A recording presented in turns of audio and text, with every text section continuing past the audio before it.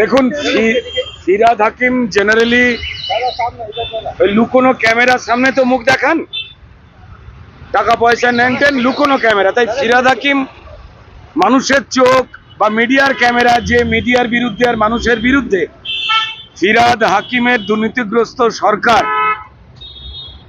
গাঁজা কেস, খুনের মামলা সাংবাদিকদের বিরুদ্ধে দেয়, মানুষের বিরুদ্ধে দেয়। তো সাধারণ এই চোখগুলো ফিরহাদ হাকিমের ভালো লাগবে না।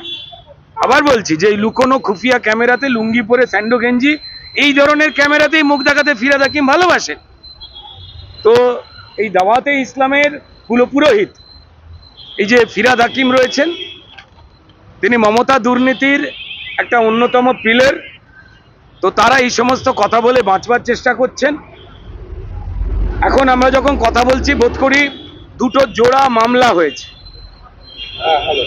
যারা লাথি খেলেন পুলিশের, যারা মার খেলেন, যে শিক্ষকদের চাকরি যারা চুরি করলো, অবিরত নাটক করে চলেছে এই সরকার।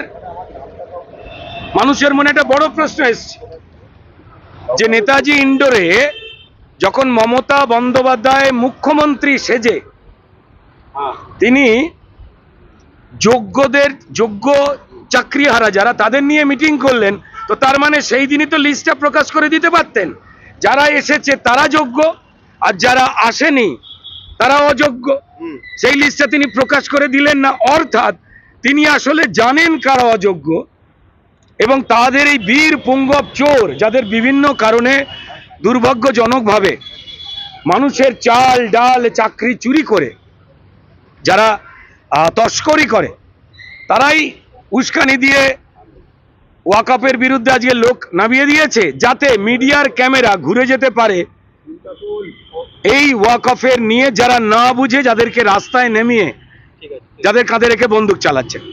কসবা পুলিশ যেরকম একদিকে সুমোটো করেছে, তার সঙ্গে ডিআই অফিসে বললেন যে আমরা একেবারে এদের সঙ্গে রয়েছি, সরকার সহমর্মী, তারপর আবার মামলা। দেখুন, ডিআই সাহেব যিনি রয়েছেন তিনিও পরিষ্কার দলদাসের মতো রয়েছেন।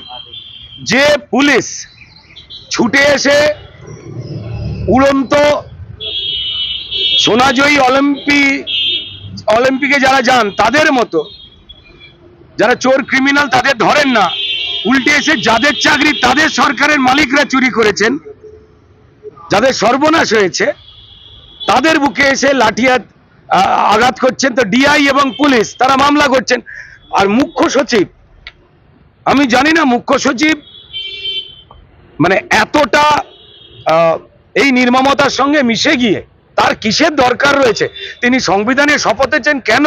এই আইএস এবং আইপিএস এর একটা বড় অংশ এই মিথ্যাচারের পক্ষে মানুষের বিরুদ্ধে দাঁড়াচ্ছেন। ঘৃণা তৈরি হচ্ছে মানুষদের এই সম্মানীয় পদগুলোর উপরে।